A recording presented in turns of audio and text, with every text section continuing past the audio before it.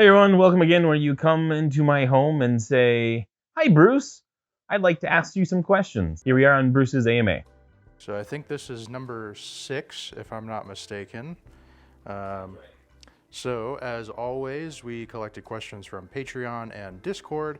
As part of Patreon benefits, we are going to go through the Patreon questions first, starting with Joshu Savage, who asked, can we please get stat pages for the main characters and secondary characters in dungeon diving? The stat pages can be at the end of the books for people who want to see character progress. Stat pages. We do have stat pages for Ken because he's the main focus. When you start doing all the side characters, balance gets a little more complex. And while I do have significant notes on roughly where most of them are, I hesitate to produce stat pages because Ken's stat pages alone produce numerous comments on details. All right. Next up is from Johnny Starfrost, who asks, can we have more mage/summoner type main characters in the future? Ard was great, but was more of a wizard or sorcerer like main character, and a summoner would be very welcome. Thanks for the question, Johnny. Yeah, summoner types are cool. However, I would point even like the most prolific summoner type, I think right now is probably solo leveling, isn't even really a summoner. His summons kind of do the background grunt work of the combat while he fights the big boss every time. It's very difficult narratively to really have a true summoner. I don't know if we're going to get one. If we do, I'll probably have to do my own unique spin on it. There will probably be something like army type battles, or I would have to make it like Pokemon where it's summons but very one-on-one. I doubt I'm going to do something where we're summoning, let's say, a dozen or two monsters, and then like they go into some massive combat. It's very messy, very narratively hard to stay focused when you have that many moving parts. I particularly as a writer don't like it. All right.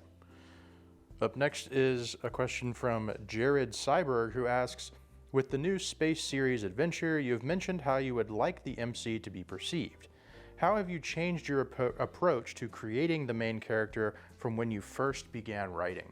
When I first began writing, I sat down and put my hands on the keyboard, and there was very little forethought, if I'm perfectly honest. Years, every series, and sometimes in every book, there are things I'm trying to focus on. The character this time, we're trying to do more static. He's definitely going to be fighting people, but on some scale of the thought that goes into this, he's fighting a system, not really a person. And then also from a technical level, I usually write in what are called MRUs, motivation reaction units. And so where Ard has a motivation, which is an external stimuli that then comes at him, and then you have your reaction, you have like an emotional, intelligence, and then like finally the physical, what you do, in that order, reaction to the motivation. Where Ard has a very emotional, he oftentimes throws a joke. This character you're going to see, usually I skip the emotion. There might be some around the romantic plot points, but you're going to see the skip of that, and you're going to get straight to some rational logic before he goes to the action. It's going to make him a little more cerebral character. It's going to make him a little more positive, especially in how I shape the logic and the reactions there. And then he's just going to be a little more straightforward. But yeah, so that's kind of how I mechanically do it, if that makes any sense. All right. You may hear Blue.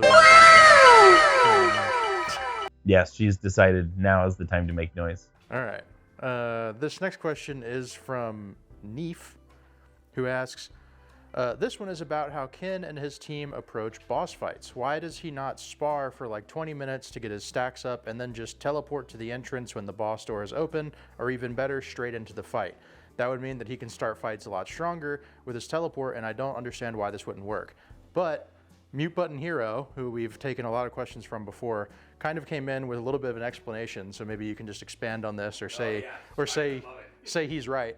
And basically what it boils down to is if he did that, it would be really boring because he would just kill everything super fast. And so I just wanted to know what your expansion on that was. Yeah, so first off, it would be incredibly boring if Ken went into every fight, sort of supercharged his liminal speed and then just crushed everything. Second, I could probably institute something where there's like more of a build up before the boss fight so he can't carry his liminal speeds. We would probably see like the doors close and like buffs clear once. Because that same reasoning can go for a lot of things, like all of these raids that occur or these deep dives down to the dungeon. Why isn't there like a massive group of 50 people buffing the whole party before they run through the boss doors? And so, yeah, if I wanted to narratively address that, I guess I wouldn't call it a plot hole, but maybe a pothole of a plot hole that I could step into by accident, is that when the doors close, buffs are cleared. So there you go. All right, and I believe, oh no, we got one more after this. So second to last Patreon question from David Doran asks, do you have a set number of books in mind when you start a series, or does it kind of change as you go? Yeah, so David, how it works for me typically is I have sort of a short-term, mid-term, long-term goal. If the series is going well, if I'm really liking what's happening, as I get to the midterm goal, I make sure to throw another long-term goal out in the distance. And I'll keep going after sort of the furthest long-term goal. When I decide to wrap up a series is usually because I see reader attention waning significantly. For example, I just wrapped up Ard's Oath. I think we were down to about 30% of readers were still reading the series. And that to me says, okay, my fans would like me to refresh and start a new series. It's not necessarily that I have like a set goal, but usually when I start out, I kind of have a 3 to 5 book idea of what I'm going to do. All right. And this last one, this is the one I was warning you about. It's a little bit antagonistic, but we're going to humor you anyway and throw you a bone. So this one is from Jose Paz III, who asks, why do you think changing the cover of Ard's Oath would reach a broader audience? These types of books are normally the ones that you judge by their cover. Why would making it as generic as possible be something that would sell better? This is like one of those things that I can see from 2 different lenses, and I can understand why you have that opinion. So first off, every time you change a cover, you change where on the Venn diagram people think you are. It's kind of a marketing thing, right? So I've taken it from one part of the Venn diagram, I've taken it out, and I put it in another, and I've been tracking metrics, how that's been perceived. The perception from the broad audience has actually been fairly positive. I put it into the new cover, we ran some ads, probably one of my best ads I've ever ran. And I could see a lot of people who picked up book 1 were continuing through the series. So what that tells me is there are a bunch of fans out there that didn't pick up my book because there was a pinup art for the cover. And by taking that away, I've been able to attract a new audience. Now, I am somewhat concerned that I could lose some of the harem audience. Right now, you're going to see, at least for Escaping Gravity, I am launching with sort of a standard harem cover done by Yanni. So you'll see that. Another point, I am also now able to do certain additional marketing activities with the new Ard's Oath covers, which are continuing to help the series as a whole. And I'm likely going to be going into libraries soon with the new Ard's Oath cover. It just opens up a large number of avenues for me. There are a lot of people for various reasons that won't let the pinup cover move through their trajectory, and by adjusting that, I am able to use significantly more tools to get my books in front of. And just as a note from the marketing guy behind the camera, think about the fact that when romance books first started to get popular, it was all like bare-chested dudes with hands on their chests, and now you don't see that anymore. Now it's like a coin with a dragon on it. that's super generic. There's a reason. It's because all bookstores started banning books that had explicit covers. And like it or not, big booby girls are considered explicit to the general audience. Yeah, they're considered explicit covers. They're considered not safe for work for almost every marketing and sales entity out there. So a lot of times our ads get denied because of the covers. We have to adjust them or change them and find ways to cover the girls up so that we can even run ads on the covers because they're... So Ard's Oath was an experiment, and I would say from the experiment so far is being very positive as far as expanding what I've already built with Ard. I'm not going to go away from launching things with pinup covers though for now. And I also probably need to give some access. The cameras, you're shifting the... Sorry.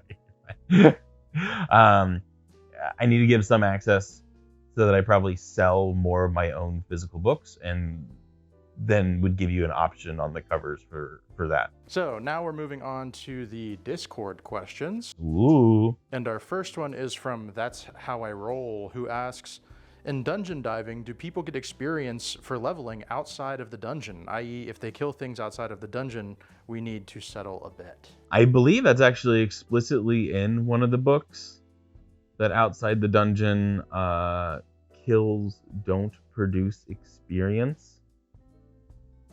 I think it's, if it's not, I can put it in the next book to settle your bet. All right.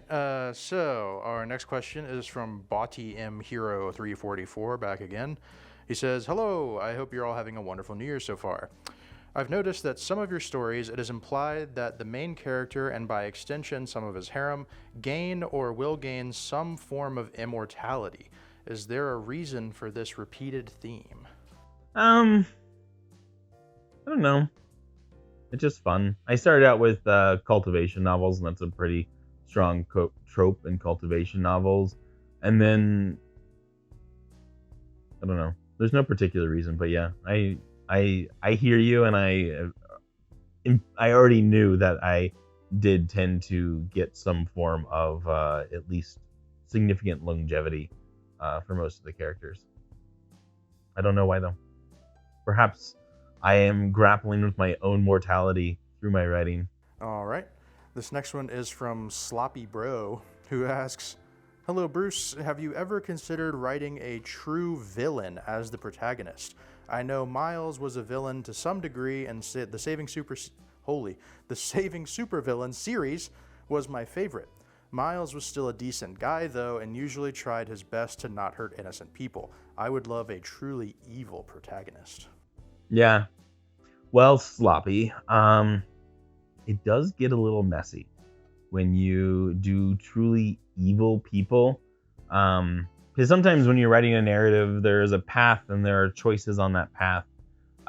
When you do an evil character, truly evil, chaos is kind of hard to put a whole lot of logic behind. I did have a character I wrote a couple chapters of, a little short, where he had kind of gone through some stuff, and he was kind of pissed at the world, while also learning he could absorb the powers of dead superheroes or supervillains, but only if they died. So he started becoming a little bit of a supervillain Dexter, sort of, like he became the serial killer for supervillains. Kind of reminded me of, you remember Heroes, the TV show? Sylar, I think was his name, where he would like look at people's brains, figure out their power, but to do that, except for like one character in the entire series, he had to kill them to do it. So kind of a little bit of that inspiration, as well as just like, can I make an evil character? He still had some morals, because even if you're evil, I think you can't do chaotic evil, which is sometimes what people mean. You still have to be sort of lawful evil. You still have to have your code. Otherwise, I think it's narratively incredibly difficult to write and get people to stand behind. Next one is Tiny Neustra once again, who asked, is there a main character or a love interest that you feel as an author you missed on and wish you could have a do-over? Ooh, could I have a do-over on someone? I would say there's not a series I've written that I don't look back on and recognize mistakes, which is, I am my own worst critic. It's not good. But if I had to pick one to do over, it would probably be Dar. I think I could do Dar better a second time. I think I had a number of headwinds when I wrote Dar, and I would redo him, and also because in some ways he was kind of the mythos behind a few connected series. So I would probably redo Dar if I could. And then we have one from Bosk Ironhoof. This is a little bit of a long question, but it says, as I've been reading through the different series, I've noticed that most of your characters have a really long lifespan. Have you ever thought about going back to one of your series and maybe having the new character of a new series be a descendant of the main character from the previous books? If you did that, which series would you think would have the most fun writing that style of book? Personally, I'd love to see a 500-year-old Ard getting in trouble with his 5 times great-grandson. Well, I just finished Ard, so going back to it isn't right on my mind. I don't know if I would really do Descendants if I ever went back in universe. I would probably have the character be some sort of big mythos figure in it, but not do a direct descendant. Also, in general, spin-offs are not really that successful. Just in all media, spin-offs are always really a portion of success of the prior one, and not really ever more successful than the original. So I really don't intend to do spin-offs at this point. And then we have a question from Sauce, one of our Discord mods. I'm not going to read it out loud, but the answer is yes, you are correct. And that's pretty much all I've got for this session. Sauce, I abuse absolutely no one. That includes cat, kittens, and dogs. Please send help. All right, everyone, thanks for joining me once again for another AMA. Happy to answer your questions and always looking for more. Thank you again, and best of luck out there. And sorry for the delay on this one. The weather was really not cooperating with us. Yes, we do apologize. Virginia is not very good at at snow. Apparently, my county has one snowplow capable of doing ice, and how it worked, we just had streets covered in ice, and I was stuck inside for 6 days. I could not leave my house. I wasn't gonna ask Chris to drive. That was ridiculous. So hopefully the next one will be sooner. Bye.